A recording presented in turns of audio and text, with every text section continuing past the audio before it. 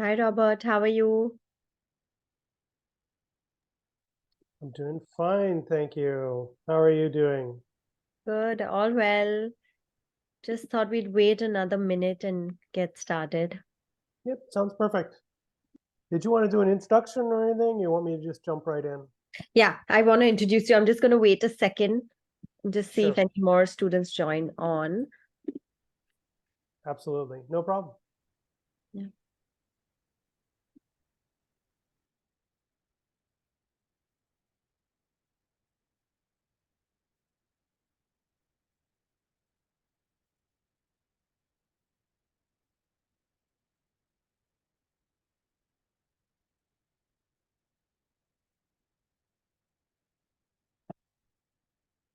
Okay, the minute has passed. I'm going to get started. So really quickly, everyone, welcome to the webinar today. We have Robert Maliki, Dr. Robert Maliki, who is with us here. He's the professor of the practice of biomedical engineering and global health, emeritus at Duke University in North Carolina. He's also the academic director of the International Research Institute of North Carolina. And through today's webinar, he'll cover what remote research positions are, how much a remote research position can cost, what you should consider when selecting a research position, as well as how you can balance your school life as well as your research position. Yeah, so over to him. I'm going to let him get started and we can take on any questions that any of you have at the end of the session. Yeah, thank you, Robert. Over to you. All right, thank you very much and welcome everyone to today's talk. Thank you very much for coming. My name is Bob Malkin. I'm a professor of the practice of biomedical engineering and global health at Duke University. And I'm also, as mentioned, the academic director of IRI. So what I want to talk about today is university admissions offices like Harvard have stated that substantial scholarship or research can elevate an application, or boasted, like the University of Pennsylvania, that nearly 1/3 of their applicants showed research. But it's not just those schools. Yale, Columbia, Brown, my own university, Duke University, encourage research in their applications. So this brings up the question, like, what do they mean? What type of research are they talking about? And why?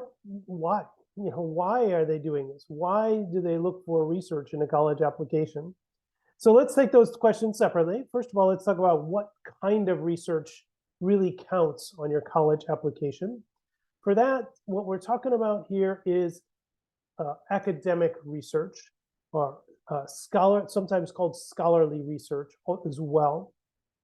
This is as opposed to, for example, research you might do for a high school paper or professional research or casual research. Academic research or scholarly research has three hallmarks that differentiate it from other types of research. First of all, it's systematic. Academic research is always systematic, meaning there's a methods section. You follow a method, and that method is precise. In other words, the standard here is it's so precise and you describe it so well that I could follow your method and get exactly the same results. Even if you're only doing a literature review, you still have to have a method section that you can communicate. Second is you're using primary sources. Primary sources vary from field to field. You really need a mentor to help you determine what is a primary source in your field. But what isn't a primary source is Google, Wikipedia, review articles. Those are not primary sources. Those are secondary sources. And a piece of academic research is going to use primary sources. In the STEM field, my field, engineering, that's going to be journal articles. In the arts, it can be pieces of art. But in other fields, history, for example, it could be diaries or logbooks or things like this. But they're primary sources. Original research, not review articles, and certainly not things like Google or Wiki. And the third is that, especially for high school students, it follows a formal writing pattern. Formal writing pattern is very specific and very traceable. What I mean by that is, think about a sentence like, many birds visit Peanut Island each year during migration. That is neither specific nor is it traceable. Whereas if I said 493 species of birds visit Peanut Island during their migratory flights, according to Malkin in 1994, that is both specific and traceable. So for academic research, the three things that differentiate it from other types of research are going to be that it's systematic, it's using primary sources, and it follows formal writing standards. Now, the next question is why? Why do any universities, why does Duke or any university prize research? Why do they value it in a college application? Why should you value it? Well, certainly, I hope that one of the reasons you value it is because you enjoy it. You enjoy being the expert. You enjoy being able to tell people about your field and what you know about. However, there are other reasons as well. Doing research sharpens your critical reasoning skills. This is something we've always looked for in college applications, but it's been difficult to assess. And research-specific skills as well, like detail orientation, working in a team, and of course, excellent communication skills. As long as I have been working in admissions, I've done a couple of years of admissions at Duke and did many years before that at other universities. We've required essays as part of the applications because clarity of expression and clarity of reasoning is critical to success at the university. Remember, I'm an engineering faculty, and I still demand clarity of expression and clarity of reasoning from my students. If you've done academic research, and especially if you've published academic research, you've already demonstrated clarity of reason and clarity of expression. So you've already demonstrated a couple of skills and a couple of important traits that have always been valued in college applications.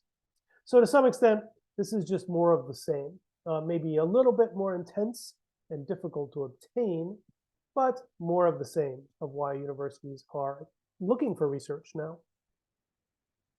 So what is your goal? If you're interested in doing research, or interested in making your college application more appealing, perhaps more competitive, especially for a selective university, your goal is to find an in-person laboratory position, ideally that pays, and is in your area of passion and is matched with your time frame, so you can complete it in the time frame you have before your college application. So again, what you're looking for is an in-person, in-lab job, ideally that pays, with a professor, a university faculty member, a professor, assistant professor, an associate professor, and that should be in your area of passion and meeting your needs for scheduling.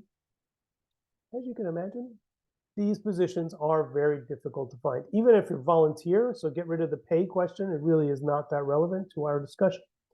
Even if you get rid of that, these positions are very difficult to find. Many university faculty simply will not accept high school students at all, zero.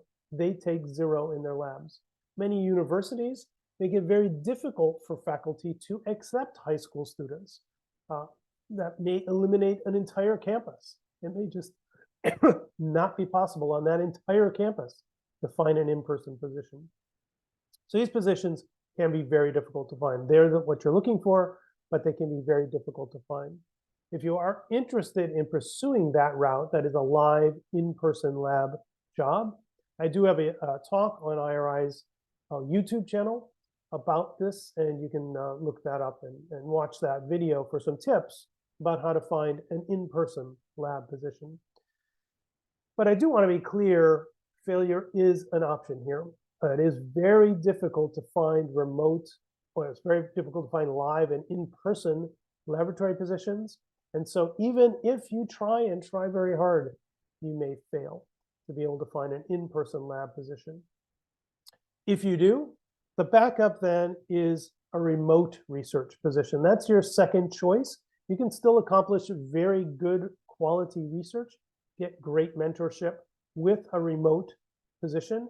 And in fact, according to ProPublica, they published an article this year in May, something like 12,000 students a year participate in remote research. So this is actually relatively common. solution for folks that are looking to make a difference. They're looking to make their applications more powerful at selected universities. And they're paying anything between a couple $1,000s to $10,000 to participate in the remote research activities. IRI has a program that's a little less than that. Our least expensive program is $1,000. But nevertheless, the range of payments is something like $1,000 to $10,000. So this is very much an option for many students, these remote research opportunities. So I just want to kind of address some of the things that you need to be concerned about if you're considering a remote research position. The one that I hear the most often is that a remote position will limit the types of research that you can do. And that's absolutely true. It's a remote lab. And if you're, in a tunneling electron microscopy lab or a Raman spectroscopy lab, you're unlikely to have those pieces of equipment in your basement or in your kitchen. So yes, there are absolutely limits to the types of research that you can do. But that doesn't mean you can't do great research. And let me just show you a couple of examples from my lab. This is a paper I did with Sanjana Anand. She was a high school student when we did this paper together. And I had not met her. I have since met her, but I have not met her at all when we were working on this paper together. It was a completely remote research opportunity for her. And she was interested in vaping and the effects of vaping on the immune system. She surveyed, I believe, about 2,000 people, if I remember right, and asked them about their vaping habits and their cold and flu symptoms. So, and what she found, in fact, is that people who vape have more frequent colds and flus, meaning their immune systems are somewhat compromised. And people who vape more have more severe colds and flus, meaning there's even a dose response relationship with vaping and your immune system. She did this completely remotely. Interestingly, the original hypothesis was that it was the nicotine in the liquid in the vaping pens that made the difference. That does not seem to be true. No matter what was in the pen, the people who vaped more had more frequent colds and flus, probably meaning it's the vaporizer itself releasing heavy metals, which is causing the colds and flu symptoms. And again, completely remotely. Here's another one that was done by Ashvin Arora. I still have never met Ashvin. He's graduated now. He's off into college, but he did this as a high school student, and I never met him. He was interested in the problems that stroke victims have, and other patients as well, with grip strength. So they are unable to do something like grab a cup and take it to their mouth for drinking, for example, or a water bottle. So he developed this exoskeleton that you wear on your hands like a glove, a very fancy glove. And he tested it on humans and indeed found that it dramatically increased their grip strength, so the way they could grab a water bottle and drink from it. One more I just want to mention before I go on, just published a paper yesterday, just got accepted yesterday with another student. Again, we did all this work during high school and a gap year after high school. She was interested in metered dose inhalers, the little devices that we send kids to school with. They stick in their mouth and they can squeeze it if they have an asthma problem. The question was, do they actually know how to use that device? Yeah, we send it with them when they're going to school, but do they know how to use it? She got moms to record using their phones, the students using the device, the children using the device, and indeed found none of them, actually one of them out of 32, knew how to use their device correctly, and only 3 or 4 used it close enough to correctly. She also was able to pull their medical charts and showed that those 3 or 4 or 5 that either used the device correctly or close to correctly, they had better outcomes. They had better control of their asthma. So not only are we sending these things off to school with children, they don't know how to use it, but it matters. It affects their health. And just to emphasize, all of these research projects, all of these publications were done remotely. So yes, it is absolutely true that you are limited in the kinds of research that you can do remotely, but that doesn't mean you can't do great research. You can. There are a few points that I want you to consider, though, if you are considering a remote position. The one that I want you to consider the most is mentorship. The remote positions, more so even than the in-person positions, remote positions require a great experienced mentor. What you're looking for is a professor with a capital P. The titles that universities use are assistant professor, associate professor, or full professor, which is just the title professor. Remember, I'm a professor of the practice, so I'm a full professor. These are the titles that you're looking for in your mentor. These are the folks that have the experience that you need to get great mentorship. What you don't want to do is pick up a graduate student or a candidate or a PhD candidate. These folks have, and they may be great, they might be awesome mentors potentially, but they have very little experience. And so they're more likely to stumble in getting your question chosen. Choosing a bad question can be the death of your research project, and you may not discover it for 2-3 years. Combing through your data, handling the legal framework. A lot of research needs legal approval to be conducted anywhere in the world. And they may not have the experience. They may not have the fiduciary responsibilities. So they may not be able to approve the budget that you need to be able to get the research funded so that you can conduct it. So you're really looking for somebody who's got the title assistant, associate, or full professor. Unfortunately, titles are very confusing at universities. So don't only leave it at that question, what is your title? You also want to find out what is their background, how many students have they advised, and other things. We'll discuss those maybe here in just a minute. But the main point of this one is you want somebody with experience, preferably a professor, assistant professor, or a full professor, also just called professor. There are at least 2 different types of programs. At least I've divided them into 2 different categories. And there are, just to be clear, a number of organizations offering remote research.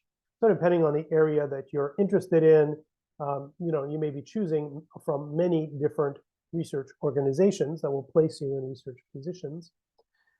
But pretty much they all have at least these 2 categories of program. An introductory program. This is pretty much any program that lasts less than 6 months. Generally, your deliverable here is going to be a literature review. Not a systematic review, a literature review. And these are great programs. They're especially great if you're sort of unsure whether you're interested in research, you're just getting started. This may be your first research experience. Maybe you only have the summer available. Many of these programs are 4 weeks, 8 weeks, 12 weeks long. But keep in mind, these are introductory programs. They don't have as great an impact on your application as an in-depth program would. In-depth programs last from 1 to 2 years. Generally, the deliverable is a publication, a peer-reviewed, archived, impact factor rated publication. Unfortunately, you need to be a little careful here, although I am just dividing all these programs into introductory and in-depth based on the impact they have on your college application. An introductory program has some, but not a huge amount. An in-depth program can really make a difference, as they said from Harvard. It can elevate your application.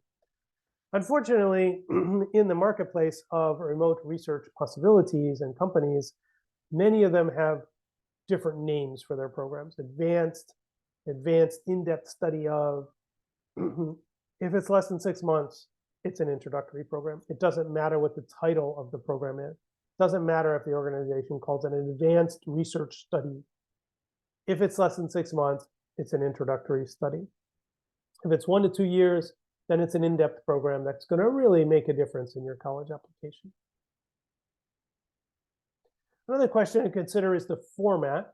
There are 2 formats from different organizations in the marketplace at the moment. One is an individual, that's a one-on-one format, and the other is a group format, meaning there's 2 or more students in a group all doing the same, usually doing the same topic, although some of them have multiple students in a group doing multiple topics. The point here, though, is that in the individual, you're doing one-on-one meetings with your mentor, hopefully a US or maybe other university faculty. In the group, you meet as a group with the faculty mentor. There's nothing wrong with both. Both formats are fine. Just keep in mind that in a group format, your letter of recommendation is going to be somewhat weaker because you just don't have as much one-on-one time with your faculty. And I really want to stress, if you are going to do a group program, make sure you have your own individual intellectual territory that you're working on. You're going to need that for the college application or college interview so that you can discuss what you did and what you uniquely did, what you did different from everyone else in the group. However, both programs are fine. Typically, group programs are less expensive, and that is often why people choose the group program. But in fact, both programs are fine. As long as you know what you're getting and you understand that, it's fine. Publication. So many organizations that are offering remote research opportunities offer the chance of publication. Publication is an important piece of the research puzzle. Publication is the major way that we communicate research, and research which is not communicated is not research. So it's important. Publication is important, and it's important to your college application. Having a publication can really make the difference. Problem here is that there are many programs that have either junior science or private label journals. These do not help you. So the question is how to differentiate between them. Unfortunately, simply the fact that you pay to publish is not a differentiator. All publications, from Lancet to an unknown journal, they require a publication fee. So it is going to cost money to you to get your paper published, or to your mentor. Something to ask about when you sign up for the program is, if I publish, who pays the publication fee? But that's only one. That doesn't differentiate. That doesn't help you differentiate. Whether you pay or not, it still could be a private label or a junior science journal. A couple of things to watch out for. If you're doing a short-term program, let's say 8 weeks, 12 weeks, your deliverables and literature review, that is not publishable. And publishing it, or more importantly, claiming it as a publication on your college application, will actually make it less likely that you get accepted. So you need to be really careful here. If you misstate or overclaim your journal publication, your publication as a journal publication, when actually it was a junior science or private label publication, you can actually hurt your chances of publication. It is moderately common that the admissions office will send your folder to a faculty member to ask them about your claimed publication. And yes, the faculty absolutely know the difference between junior science, private labeled, and normal scientific journals. This is our job. Publishing research is our job. We definitely know the journals. So, so what you want to watch out for here is in-house publications, junior science journal, private label journals. These are journals that may state in their title, high school journal of, or junior science journal of, or a journal of for high school students. Private label journals are typically journals that are associated with an organization that provides research opportunities. These are not ideal, and you should not claim them as scientific publications. Also, science fairs will sometimes publish abstracts of the research. Those don't count either. What you're looking for here is something which is archived or indexed, indexed in PubMed, for example, in some field, Web of Science and other fields. It's peer-reviewed. The opposite of peer-reviewed is preprint. There are many, many preprint journals now. Preprint journals in general are not respected as publications, and you should not use a preprint journal. It should be peer-reviewed. International, most journals are international these days. Only those that are published in languages other than English are national. It should be independent, so it should not be owned by or operated by the same organization that provides research opportunities. Literature reviews are generally not accepted at scientific journals. Systematic reviews are, but not literature reviews. Generally, they're going to be looking for original data. That'll be the majority of articles that you see in a science journal that you're going to be looking for. One quick way to determine whether the journal that you're considering for publication from your remote research opportunity is a good choice for you is to look at your own list of primary sources for your work. And wherever you found those primary sources, those were good journals. You used them. So those would be a good choice of journals to consider publishing in. One thing that I hear pretty often about remote positions, concern that I hear, is that universities will look down on them as pay-to-play opportunities. I don't quite understand this. You should be referring to the work as you were a laboratory assistant with Dr. X at University Y. At no time should you be mentioning the placement organization. I do understand that there are some placement organizations that claim that it's prestigious to be admitted to these organizations, and just getting in is something you should claim on your resume. It is not. It is neither selective, nor is it something you should claim. And I think if you consider it selective, at least on the scale of Duke University and how we use the word selective, you're actually misrepresenting what you've done. And again, it can hurt your application. So do not mention your placement organization. IRI, for example, is a placement organization. Don't mention that in your college applications. It doesn't matter how prestigious the organization tells you it is not. You should be mentioning the laboratory, the fact that you were a laboratory assistant, that you worked with Dr. Smith at university, great, whatever. So just to kind of recap here for remote research possibilities, and then I'll talk about IRI specifically. Mentorship is the key. Now, that is the one that I think you should focus the most on. You want to make sure your mentor is a professor, not just the graduate student. It's fine to work with graduate students, like just about everybody works with graduate students or postdoc, but you don't want to only work with graduate students. You also want to be working with faculty. Program type, remember there's introductory and in-depth. It doesn't matter what they're called. Introductory are short-term programs, in-depth programs are 1 or 2 years. And that's the differentiation in how much impact you will have on your college application as well. More time, more impact. Program format, group and individual. Individual is better, but both programs are fine. Just keep in mind that you need to have your own intellectual territory. You must be able to describe what you did specifically. Publication, unfortunately, publication is a challenging area. It is awesome to publish. It really can help your application, but only if you do it and claim it correctly. Your mentor will help you with this. I do also have a couple of publications recently in the admissions journal, Journal of College Admissions rather, just published an article from myself and Bonnie Hale about how to publish and what the pitfalls are in publishing. But briefly, don't publish in private label or junior science journals. Do not overclaim what you have. To refer to your work, do not refer to the placement agencies at all. No matter what they tell you, those are not prestigious accomplishments being accepted. Some of these placement agencies are venture capital funded, so they are definitely not prestigious to get in. However, you should be claiming who your professor was and from what university. Now, let me talk a little bit about IRI specifically. That's the organization I work with. It's one of many remote research opportunities that you can consider.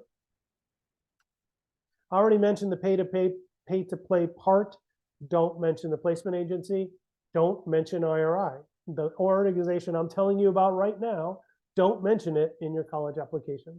You just want to mention what professor you worked with at what university. Again, I mentioned these, but IRI follows these tips, so I'm just going to emphasize it. At IRI, you work directly with faculty, not only PhD candidates. You're working with U.S. university faculty if you're taking a mentorship through IRI. We do absolutely encourage publication, but only at archived, impact factor rated, peer-reviewed, not private label or junior science journals. It can really help your college application. I already mentioned some of this, but I'll just hit it again. The long programs, the in-depth programs, it shows your ability to do extracurricular work and committed to extracurricular work. You get letters of recommendation, of course, from our IRI faculty. You can get extra certificates like human subjects research, extra academic work, and as I mentioned, you can get a publication showing clarity of thought, curiosity, clarity of reason, etc. At IRI, we have 3 programs, and we are just about to announce 2 more. So I'll talk about all 5 of them. Our research assistant program is an in-depth program. It lasts for about 2 years, roughly. You work as a full member of the lab, attend lab meetings, get to know your professor, and work towards a publication. So this is a long-term commitment where you publish original data. We also have a research assistant program, which is a 1-year program. It's not on this slide. It's brand new. It's just going to get announced later today, actually. And this is a 1-year program, but does not include original data. It's either systematic reviews or, in other words, analysis of existing data. So you're doing secondary analysis of primary data. Much, much shorter commitment, only 1 year. It has less impact on your college application, but it's a shorter commitment. There are prerequisites to join that program since you have to be more prepared to be part of that program. And then we have the Introduction to Research. We actually have 2 of these. Another new one's going to get announced today. Introduction to Research generally is just a literature review. It's an introductory program. It's that not in-depth short-term program. Ours are 8 or 12 weeks. Well, it's 8 or 4 weeks. We have a 4-week version of it. You are mostly working with graduate students, although you work with faculty also. You get both experiences. And we are just about to introduce the Introduction to Medical Case Studies for those that are interested in medical school or perhaps nursing or PA school. It's exactly the same program as the Introduction to Research, but it's geared towards those interested in the medical fields. And then finally, we have another program, Data to Publish. This is a program for those that already have data, usually for a science fair or something like that, but they're not quite sure how to publish that data. And we work with you for about a year to get your paper published. So there's actually 5 programs at IRI now again. Research Assistant program comes in 2 flavors, the 1-year program, no original data, or the 2-year program where you get original data.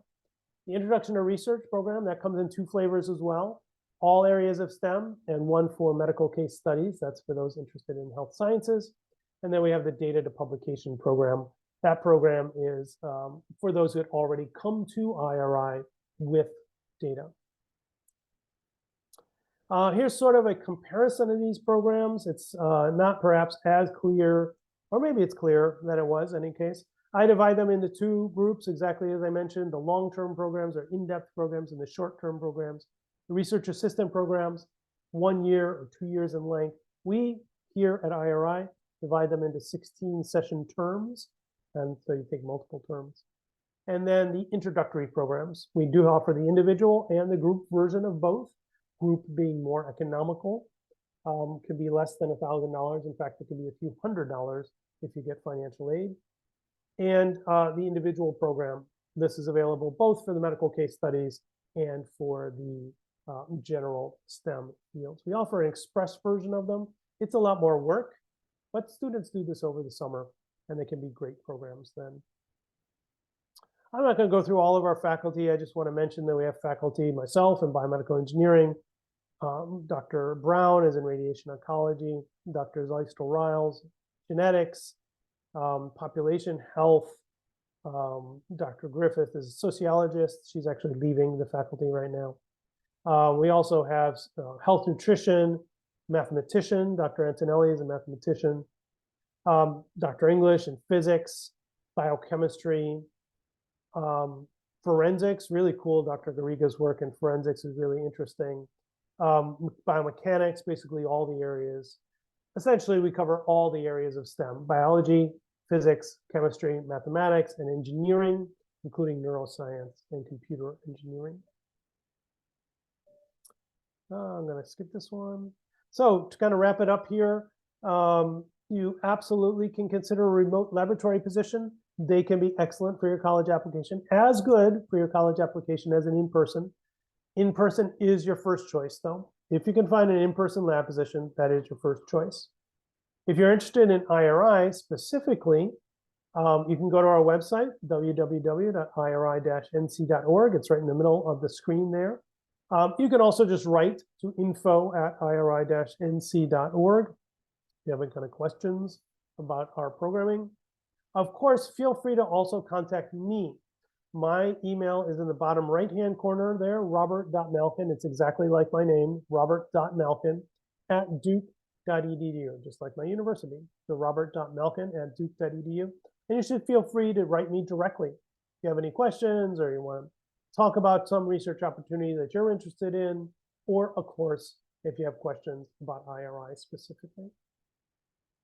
All right, I'm going to stop sharing my screen now, and you guys can go ahead and ask me questions. You have a couple choices here. You can type them in the chat window, and I'll bring up the chat window here in just a second.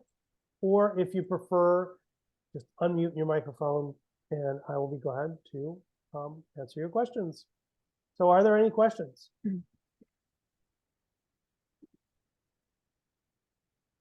While we're waiting for questions, I just wanted to mention also I am typing my email address in the chat window, so you can pick that up again, as well as IRI's website. If you are interested in applying, you can just go to the website and click on apply. But you can also, send one of us an email if you're interested in that as well. Any questions? Does anybody have any questions? I think this is just something that I've noticed a few of my own students have asked, but if, we have a professor that we know or a friend of the family is a professor or something like that, do you still think that it would make sense even with that relationship to reach out to them? And if that is something that you would recommend, how would you suggest we frame the email or whatever question we say so that we can kind of, use that for our applications to use that to our advantage as well? Yeah, it's a great question. In fact, 90% of in-person lab positions are identified through friends and family. Just in fact, like regular jobs. Jobs come from having a network, and you use that network to find your next job. That's true for in-person lab positions as well. So the fact that you have a friend or a friend of the family that has a lab position doesn't present a problem unless there are some specific examples.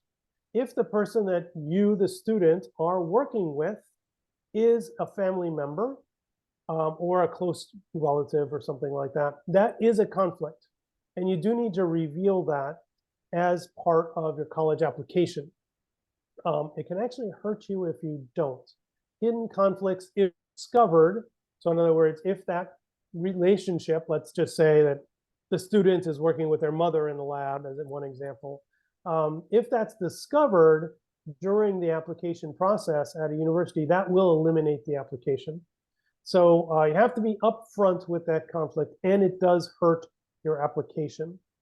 If your research experience is with a close relative or friend, well, close relative or family member, that will hurt your opportunities. So my recommendation is, if it's a close relative or a family member, a better choice is to ask them to ask their friends whether they have any openings in their labs, rather than work in their lab.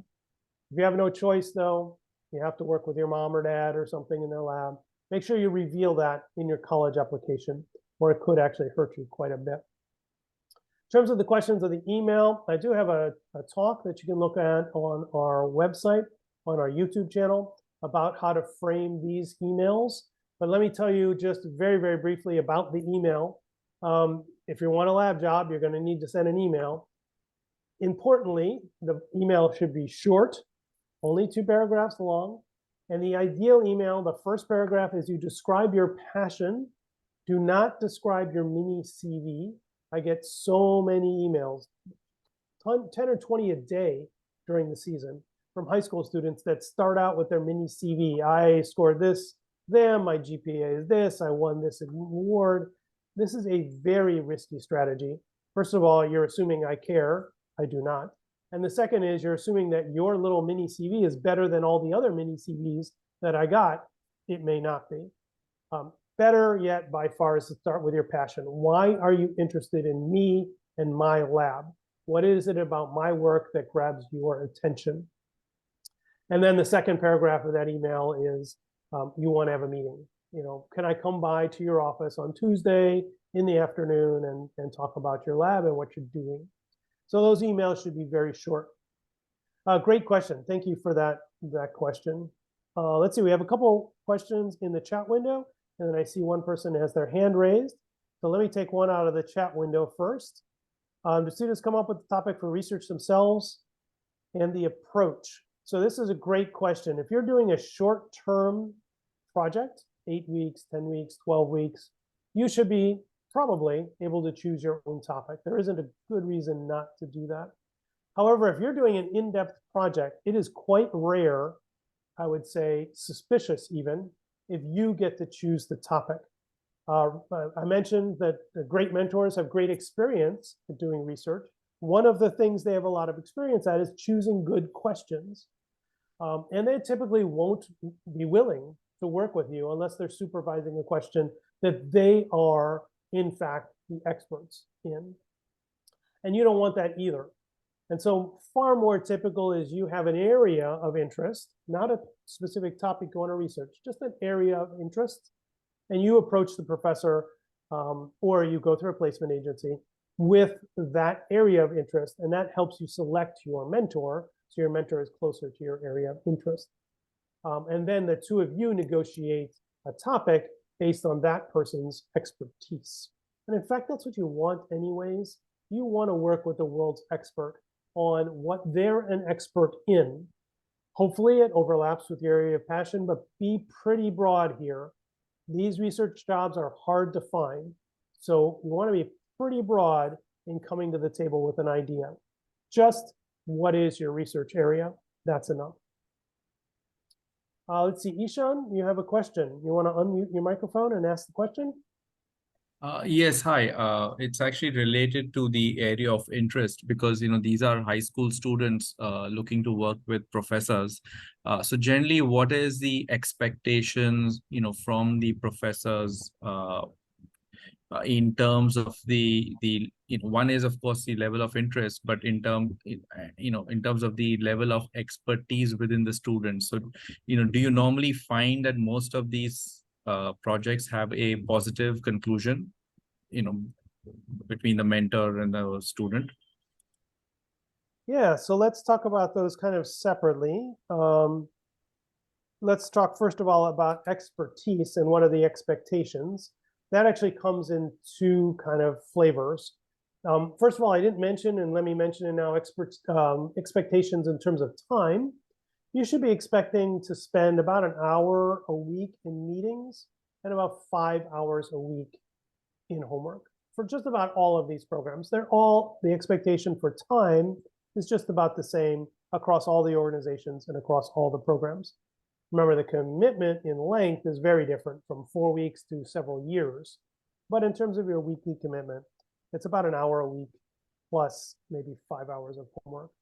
In terms of expertise, university faculty are accepting students, high school students, assuming they have no expertise. I have, for example, in my lab, postdoctoral students who are in their 30s. They have been doing my method for 10 years or more. Obviously, a high school student is never going to bring that level of expertise to the table. So the faculty member is going to carve off a piece of work that does not require expertise to bring to the table. On the other hand, the high school student should be ready and willing to learn new skills.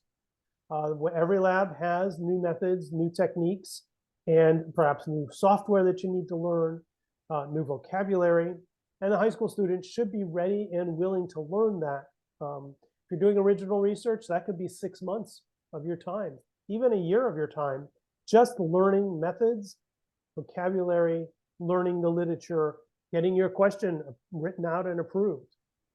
So there is a lot of work on the high school student to become ready, but they don't need to come to the lab with that.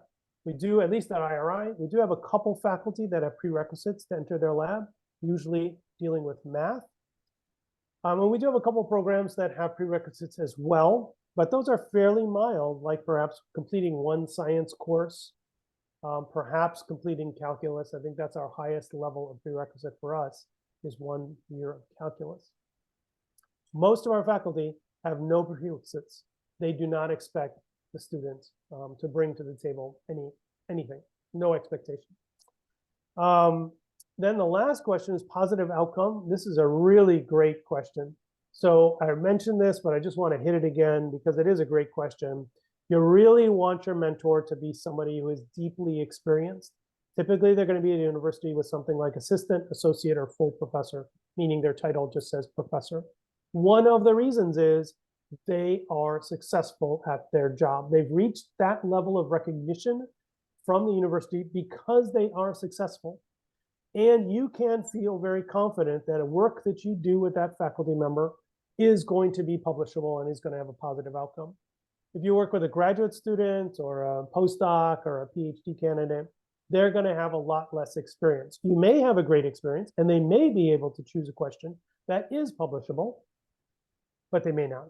They just don't have the experience, and you may end up in a dead end. You run through the program for 6 months, a year, 2 years, and then realize, oh, this wasn't a question that's actually publishable. I've got to go all the way back and start reframe the question, and get new permission from IRB for whatever kind of permissions you needed, et cetera, et cetera.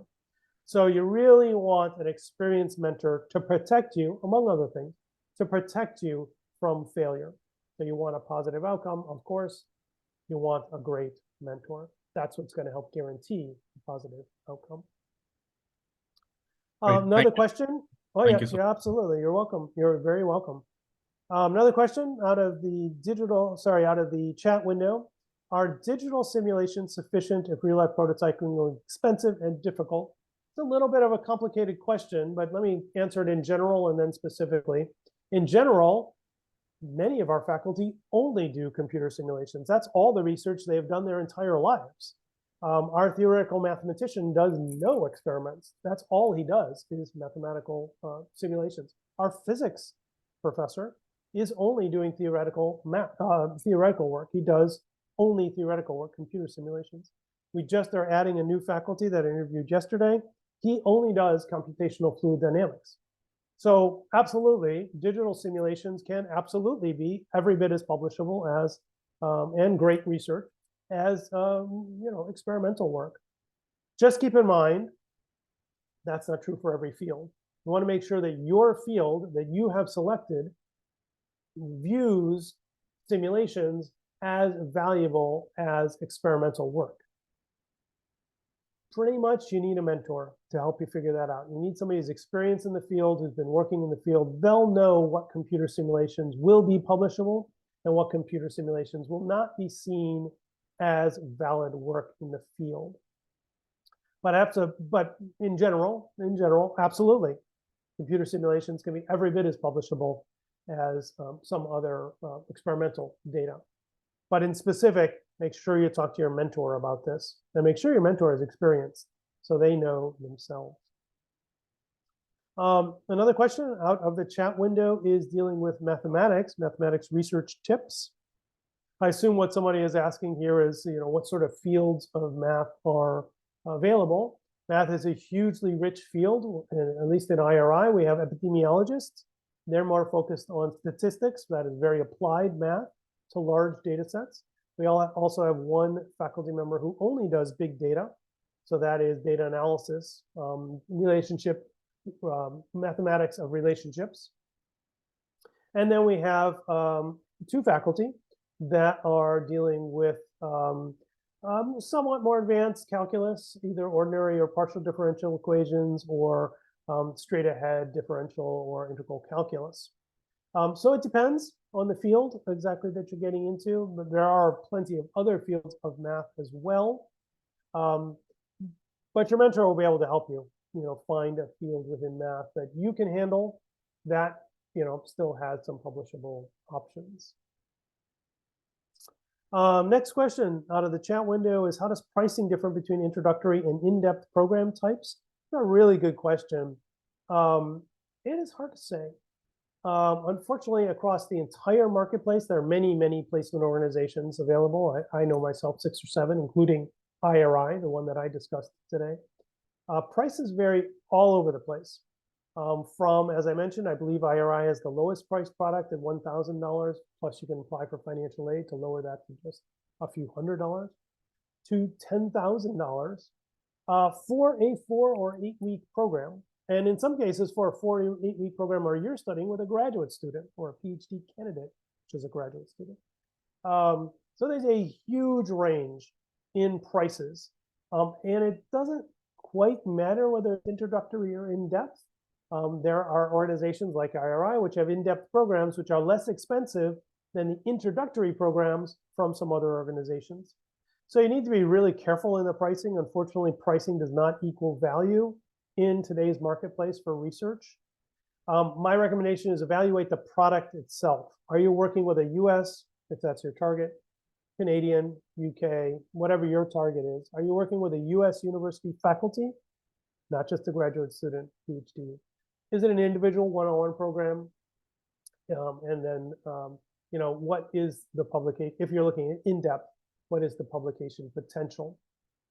Those kind of features of the program are far more important to you than the price. Unfortunately, price simply doesn't indicate quality in today's marketplace when you're looking for research opportunities, remote research opportunities. Some really great questions. Thank you, everyone, for asking them. Any more questions?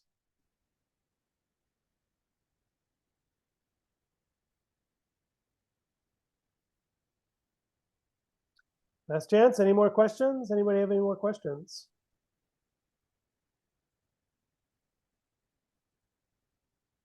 So I think that's it, Dr. Robert. Thank you so I much believe for so. sharing all the information with us and all the students and the consultants that have been on this call today that will transfer the information. Especially there's so many questions, Robert, that we get related to research. Should we do it with a professor? Should we do it with a PhD student? On the common application form, should we mention the organization we worked with? Should we not do that? So I think you really helped clarify a lot of those questions that families and consultants have. So thank you so much for your time and for answering all the other questions.